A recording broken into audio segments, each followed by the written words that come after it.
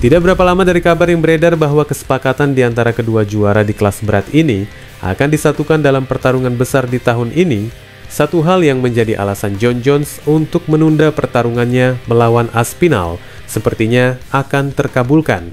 Jon sebelumnya memang telah menyatakan jika persiapannya untuk melawan Aspinall membutuhkan waktu selama 6 bulan. Dan dari jarak waktu selama ini, kemungkinan besar akan digelar pertahanan gelar berat sementara yang lain. UFC sendiri telah membuka peluang pertemuan kedua sang juara ini dalam waktu yang cukup dekat. Namun menurut Chael Sonnen dengan sumber dari orang dalam promosi, bahwa kesepakatan itu telah mengubah lawan Aspinall yang berikutnya dalam pertahanan gelar interimnya. Melalui channel YouTube-nya, Sonnen membongkarkan apa yang diketahuinya dengan mengatakan, rencana saat ini Tom Aspinall versus Ciryl Gane untuk kejuaraan sementara. Sekarang, aku akan mendukung gerakan tersebut dengan integritas penuh karena tema utama kami, konstitusi kami sendiri dalam olahraga MMA, bahwa kami akan dengan keras mematuhi aturan yang kami buat saat kami melakukannya. Jadi, aku ikut serta dan aku menyukai apapun yang berakhir dengan kejuaraan dunia. Kami tidak hanya akan memiliki keduanya, kami akan bersaing untuk yang kedua kalinya dalam kejuaraan sementara. Tetapi kami akan melakukannya untuk yang pertama kalinya di hadapan juara tak terbantahkan kami, dan kami mungkin atau mungkin tidak melakukannya dalam 9 minggu di International Fight Weekend. Beginilah ungkapan Sonnen yang menurutnya setelah mengetahui hal-hal terbaru mengenai potensi pertarungan Jon Jones versus Tom Aspinall. Para matchmaker sebelumnya telah berupaya penuh untuk mengamankan pertandingan penting di kelas berat itu untuk ajang tahunan International Fight Week di acara UFC 317 yang digelar pada tanggal 28 Juni mendatang. Sayangnya Jones tampaknya tidak terburu-buru untuk kembali ke oktagon meski harus melewatkan pertarungannya dengan Tom Aspinall.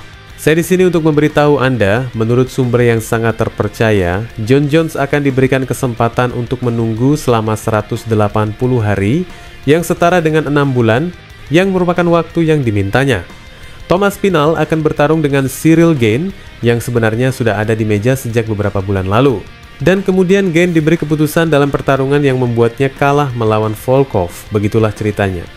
Katanya kembali menjelaskan alasan dibalik pengalihan calon lawan Aspinall yang berikutnya.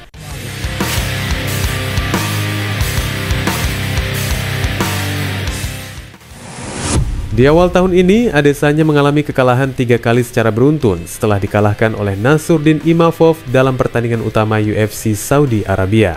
Kekalahan dari Imavov merupakan satu pertandingan yang dinilai berat bagi mantan juara kelas menengah tersebut.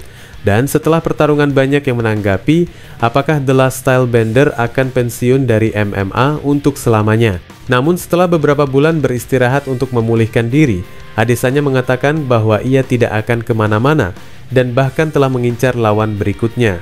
Adesanya mengaku telah mengalami banyak perubahan seperti yang dikatakannya di akun YouTube miliknya.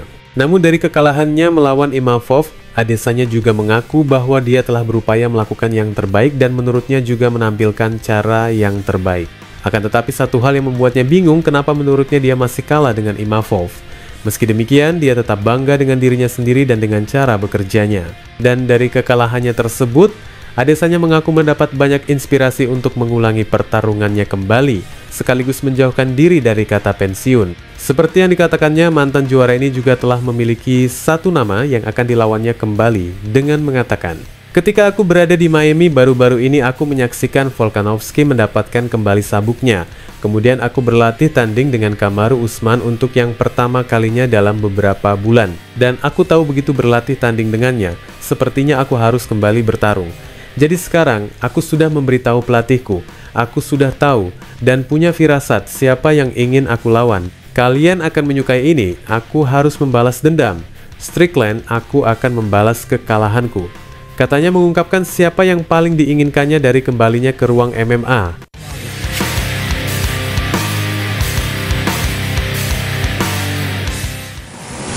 Islam Makhachev. Hingga saat ini rasanya mustahil masih ada orang yang menyebutnya bukan sebagai petarung terhebat UFC dunia. Pengakuan ini pun akhirnya tengah bermunculan bukan di divisinya saat ini lightweight, melainkan di kelas welter.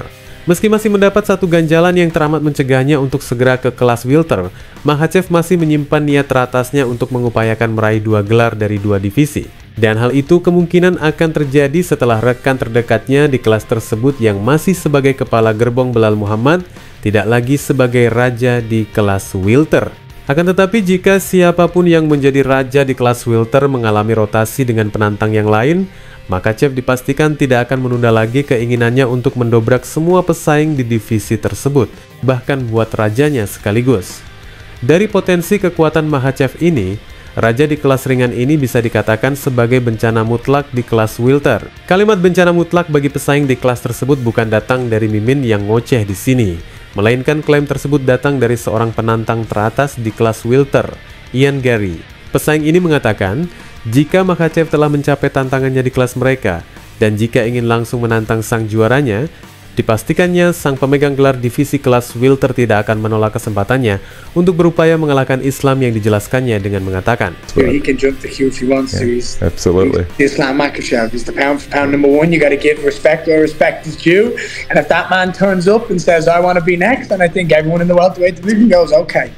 And I think if you try to argue that, then you don't have respect for the greatest in the world. I think he's an absolute disaster for everyone in the division if he comes up and doesn't have to cut weight. He'll still be big, he'll still be strong. He's the perfect example of the new evolution of fighters. Great everywhere. You look at Khabib, and Khabib was just dominant at grappling. Islam's the exact same. Probably more clean when it comes to his grappling. Not the same dog pressure that Khabib has. And when you look at Islam on the feet, I mean, dude, he can crack. So I think he makes the welterweight division even more fun, and I would love to test myself against him. Dari ungkapan Garry bersama Sheikil Majori dari CBS Sports, meyakinkan bagaimana kekuatan sang juara asal Dagestan tersebut yang ternyata tengah diperhatikan oleh beberapa pesaing dari divisi yang berbeda. Garry sendiri adalah salah satu dari beberapa bintang muda di divisi kelas welter, bersama dengan petarung seperti Prates, Michael Morales, dan Jack Della Maddalena.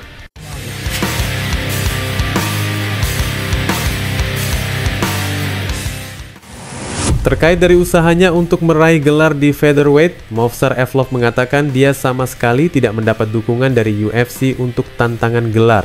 Setelah kemenangan keputusannya atas Arnold Allen pada bulan Januari tahun lalu, ternyata tidak cukup untuk mengesankan petinggi promosi. Dan sepertinya petarung Rusia itu harus bekerja lebih keras lagi untuk menempatkan dirinya pada posisi yang lebih kuat lagi menuju tahun 2025 ini.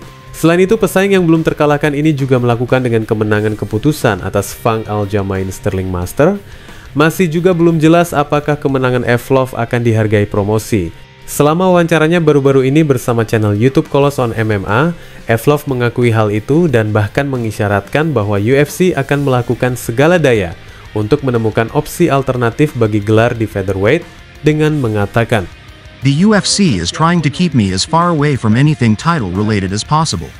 I was at UFC 314. After the fight, I had the opportunity to talk to the UFC. They did not want this. When the tournament was over, we were walking out through the hallway.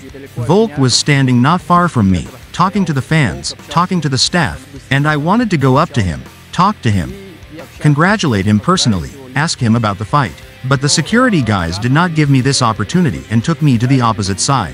This shows who the UFC wants to see in the fight for the belt. Apparently, in their eyes, I am not worthy of the title yet. Give me the opportunity to prove that I am worthy.